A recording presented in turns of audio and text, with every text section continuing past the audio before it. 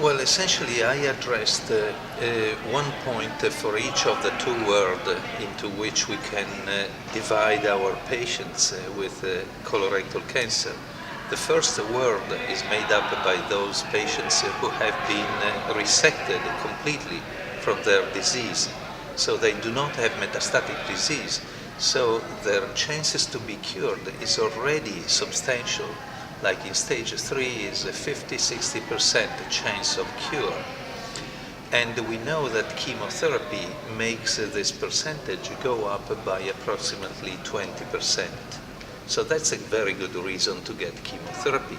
However, this chemotherapy that is fairly well standardized in the world in 6 months of FOLFOX or Xelox, that is essentially 2-drug combination, produces about 40% of quite severe neurotoxicity. A portion of that can also be permanent. So neurotoxicity is bad. It's not like a nausea that goes away when the drug is no longer there.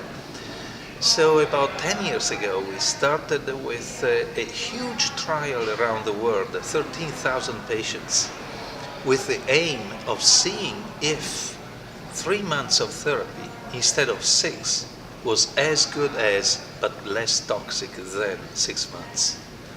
And we presented this at the plenary session at ASCO, and the results was that it's almost about the same. There is a less than 1% difference in the primary endpoint that was the 3-year disease-free survival.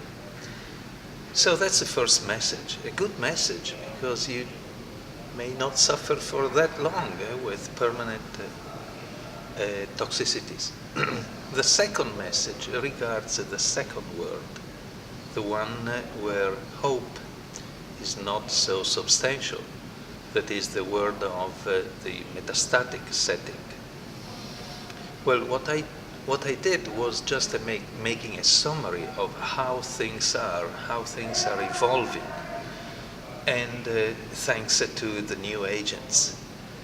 And compared to 30 years ago when we didn't have any agent, we have gone through extension of life by 6 months, 7 months, 8 with fluorouracil, another 6 months with oxaliplatin and irinotecan, another 6 months with all the anti-angiogenic compounds that are 4 or 5, and then another 6 months with the anti-GFR.